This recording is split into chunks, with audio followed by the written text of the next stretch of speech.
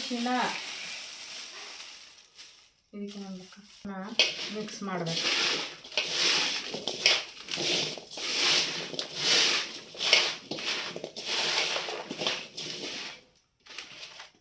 ಖಾರ ಹಾಕೋದು, ನಮಗೆ ಎಷ್ಟು ಬೇಕು ಅಷ್ಟು ಖಾರ.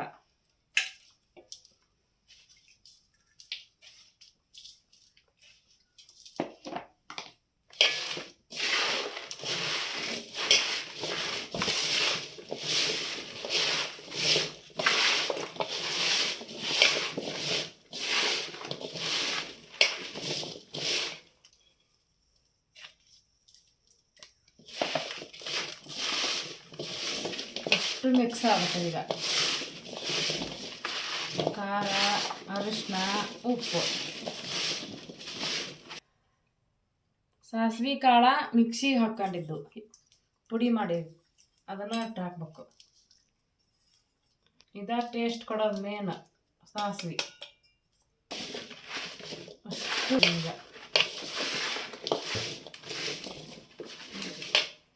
ಚೆನ್ನಾಗಿ ಎಲ್ಲಕ್ಕೂ ಮಿಕ್ಸ್ ಮಾಡ್ಬೇಕು. ಇವನ್ನ ಎಲ್ಲಕ್ಕೆ ಹೋಳಿಗೆಲ್ಲ ಹತ್ಬೇಕು, ಅಂದ್ರೆ ಇದಾಗ್ತದೆ. ಈಗ ಹಾಕೊಡೋದು. ಈಗ ಸಿಪ್ಪಿಗೆ ಬೆಲೆ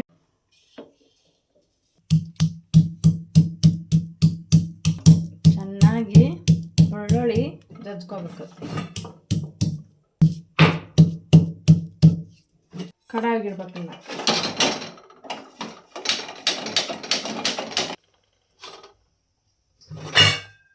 ಎಣ್ಣೆ ಹಾಕ್ಬೇಕು.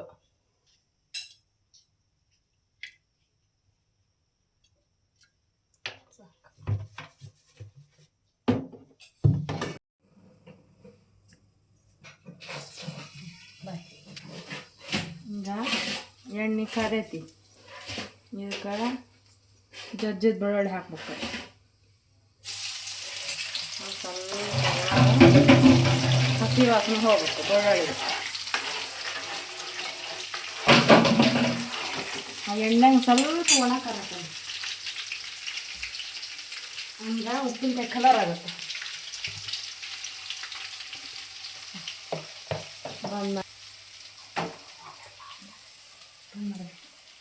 ಹಾಕ್ಬೇಕು ಸ್ವಲ್ಪ ಜಜ್ಜಿ, ಅಂದ್ರೆ ಹುಳಿ ಉದ್ದಿದ್ದು ಬೆಲ್ಲದ್ರಾಗ. ಉಪ್ಪಿನಕಾಯಿ ಮಾಡೋದೇನು ಎಲ್ಲರಿಗೂ ಗೊತ್ತೈತಿ. ನಮ್ಮದು ಒಂದು ವಿಡಿಯೋ ಇರಲ್ಲ ಅಂತ ನಾವು ಮಾಡೇವಿ. ಯಾರು ಏನು ತಿಳ್ಕೊಬೇಡ್ರಿ, ಮಾಡಿ ಹಾಕ್ತೀವಿ. ನಿಮಗೆ ಇಷ್ಟ ಆದ್ರೆ ಲೈಕ್ ಹಾಕ್ರಿ. ಹಾಂ, ಈಗ ಎಲ್ಲ ಹಾಕಿದಾತು. ಈ ಎಣ್ಣೆನ ಹಾಕ್ಬಿಡ. ಇದಕ್ಕೆ ನೀರೊಟ್ಟ ಮುಟ್ಟಿಸ್ಬಾರ್ದು, ಕೈ ಹಾಕಿದ.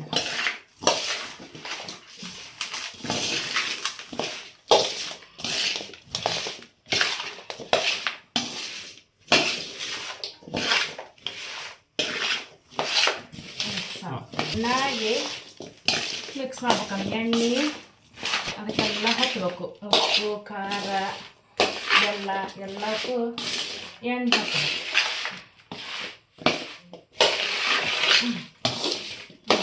ನಮ್ಮ ಕಡೆ ಉಪ್ಪಿನಕಾಯಿ ಹಿಂಗೆ ಹಾಕಿದ್ವಿ. ರೆಡಿ. ಅಷ್ಟು ಮಟ್ಟ ಏನಾಗಲ್ಲ ಉಪ್ಪಿನಕಾಯಿ. ಉಪ್ಪಿನಕಾಯಿ ಹಾಕಲ್ಲ. ಈಗ ಡಬ್ಬಿ ಹಾಕಿ ಇಟ್ಬಿಡ್ತೀವಿ. ಒಂದು 4 ದಿನ ಮಟ್ಟ ನಾವು ಡಬ್ಬಿ ತೆಗೆಯಲ್ಲ.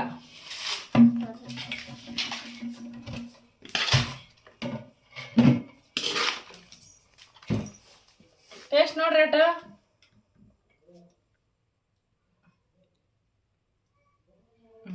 ಟೇಸ್ಟ್ ನೋಡಿ ಹೇಳ್ರಿ. ನಿಮಗೂ ಬೇಕಾ ಉಪ್ಪಿನಕಾಯಿ? ಮಾಡ್ರಿ ನಿಮ್ಮ ಮನ್ಯಾಗ. ಬರ್ರಿ ನಮ್ಮ ಮನ್ಯಾಗ ಕೊಡ್ತೀನಿ ಹಾಕಿ.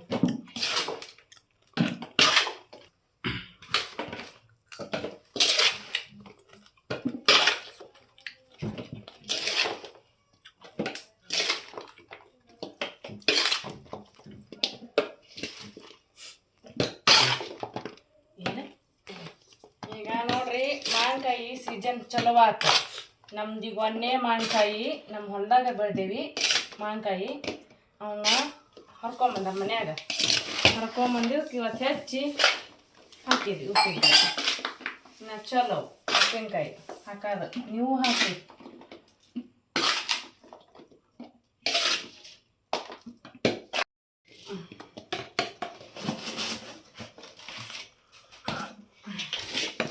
ಕಾಯಿ ಕೆ ಜಿ ಇದಾವೆ.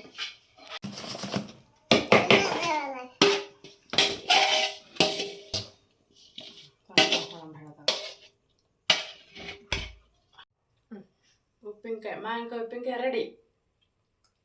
ಡಬ್ಬಿ ಫುಲ್ ಆಗಿದೆ.